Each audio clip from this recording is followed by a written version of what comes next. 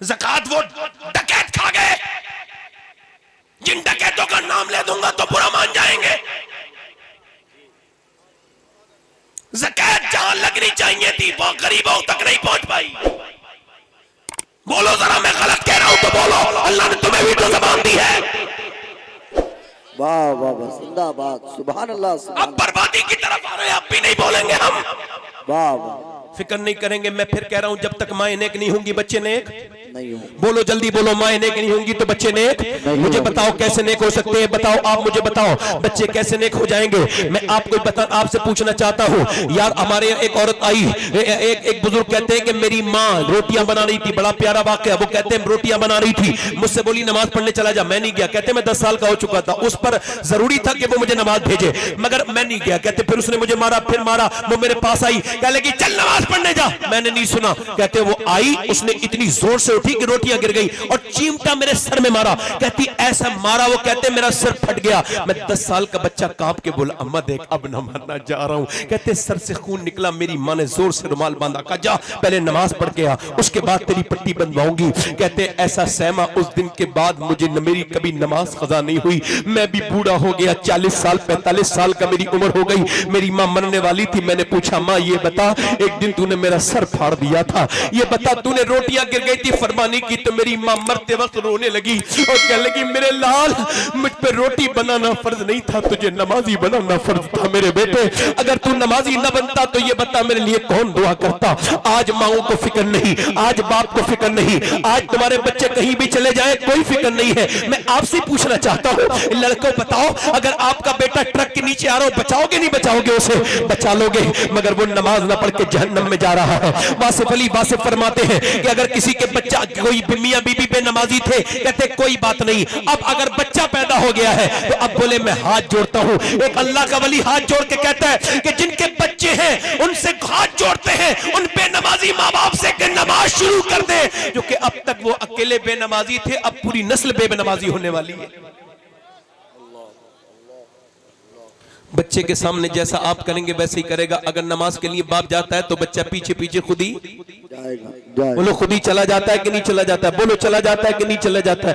बच्चों को डांटना नहीं चाहिए, बच्चों को मानना नहीं चाहिए, बच्चों को प्यार देना चाहिए। बचपन में नाम सिखा दो, बच्चों को याद रखे। हमारी तरफ हमारे यहाँ एक औरत आई, उसकी शादी हुई हमारे गाँव में, तो वो कुरान पढ़ी हुई थी, उसने अपने शौहर को भी कुरान पढ़ा दिया। सुभान अल्लाह, सुभान अल्लाह, जिंदाबाद। बोलो तो सही। अब जरा बुरा मत मानिएगा, आजकल की कुछ लड़कियां ऐसी हैं अगर आ जाए तो पढ़े लिखे को भुला देती हैं, और वो उसने कुरान पढ़ा दिया।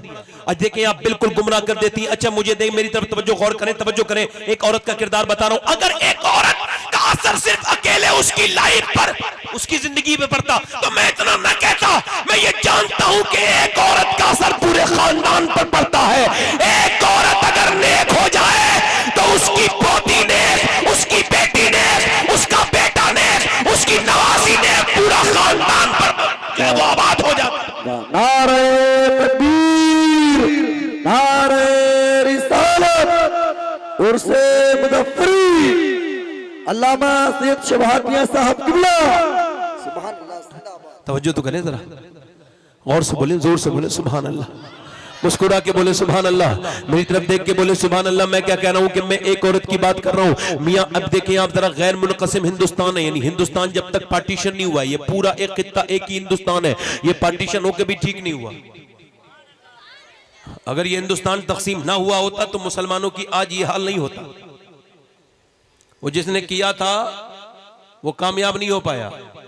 ये हिंदुस्तान अल्हम्दुलिल्लाह अगर नहीं होता तो बहुत बड़ी बात थी ना। आज हमें ये बातें तो नहीं सुनने मिलती ना, जो बातें सुनते रहते हैं सुबह से शाम तक, है ना। मगर कोई मसला नहीं है, आप डरा मत करा करो। जब तक ये मीडिया वाले एक एक घर में इस्लाम नहीं पहुंचाएंगे ये मानेंगे नहीं। कभी कभी मैं सोचता हूं यार कितना अच्छा बात है, हम आराम से सो रहे हैं, हमारा काम कर रहे हैं, अजान पे डिस्कस ये लोग कर रहे हैं। अरे बोलो तो सही सुभान अल्लाह। नमाज पे बात ये लोग कर रहे हैं, बोलो तो सही। मस्जिद पर बात ये लोग कर रहे हैं, हमारा इस्लाम बात वो लोग कर रहे हैं। अल्लाह जिससे चाहे अपना काम ले ले। अल्लाह फिरौन के घर में मूसा को पलवाए, उसकी शान है। बोलो तो है, जरा बोलो तो सही भाई। सबरीमाला नाम की एक औरत मुसलमान हुई है। ये सबरीमाला नाम की कन्नड़ औरत थी और मोटिवेशनल स्पीकर थी, बहुत काबिल औरत थी। इस्लाम लाई, मक्के में जाके ऐलान किया। किसी ने पूछा इतनी तुम तो गैर मुस्लिम थी, कैसे इस्लाम ले आई? कहने लगी वो असल में मीडिया की वजह से ले आई। तो क्या हुआ? तो मीडिया सुबह शाम कहता तो इस्लाम ऐसा, तो इस्लाम वैसा, तो इस्लाम ये, तो इस्लाम में ये कमी। मैंने सोचा देखूं तो कैसा इस्लाम। तो फिर कहती जब मैंने इस्लाम देखा तो इस्लाम के जैसा फिर कोई दूसरा मजहब मैंने तो आया ही नहीं, मैं मुसलमान हो गई। अल्लाह अकबर। मैं कहता हूं गैर मुनक़सिम हिंदुस्तान में एक चौधरी थे, उनका नाम था बाज़ैद। अच्छा, उनके 2 बीबियां थी, तीसरी शादी की। तीसरी बीबी नेक आ गई। कभी कभी ऐसा होता है कि बीबी नेक भी मिल जाती है आदमी को। तीसरी बीबी नेक मिल गई और इतनी नेक मिल गई कि उसने देखा चौधरी के पास दौलत है, जमीन है, जजाद है, उसके पास भैंसे है, दूध है, दुनिया भर की चीजें, मेवे है, मगर एक ही कमी है कि चौधरी नमाज। औरत ने सोच लिया ऐसे नमाजी, तो उसने सोचा कैसे इस तक पहुंचूं। तो चौधरी की बीबियां 3 थी मगर सोता था बैठक में। पहले शर्म हया होती लोगों के अंदर, अब नहीं करते, कोई मसला नहीं भाई। सोता था कहां पर? बैठक में सोता था।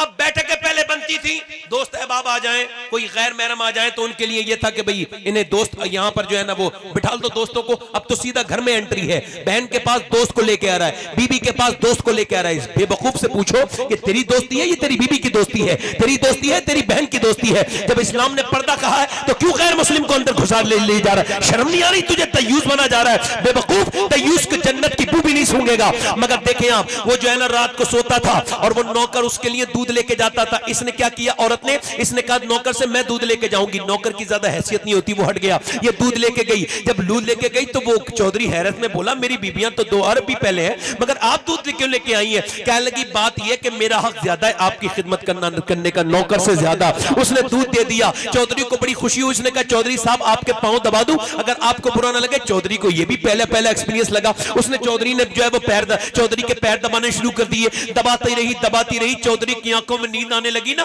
तो कहने लगी हुजूर आप तो सो रहे हैं, आपको नींद आ रही, अगर इजाजत दे तो मैं आपको फजर में सुबह को उठा दूं। वाह वाह वाह, सुभान अल्लाह। जरा बोले तो सही जरा यार। तो कहने लगी, चौधरी ने कहे घमंड होता है ना मर्द जात का, मैं भी मर्द हूं मगर फिर भी कह रहा हूं घमंड होता है मर्द कि मैं मर्द हूं।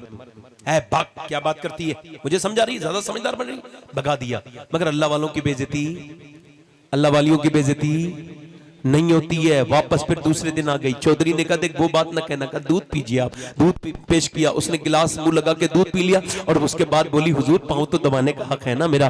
पाँव दबाती रही, दबाते जब आधा पौन घंटा हो गया तो जब पाँव हाथ भी इसके थक गए और वो भी लगा सोने, तो कहने लगी हुजूर आपको नींद आ रही। चौधरी साहब अगर आप खता ना हो, बुरा ना लगे तो सुबह फजर में आपको नमाज के लिए उठा दूं।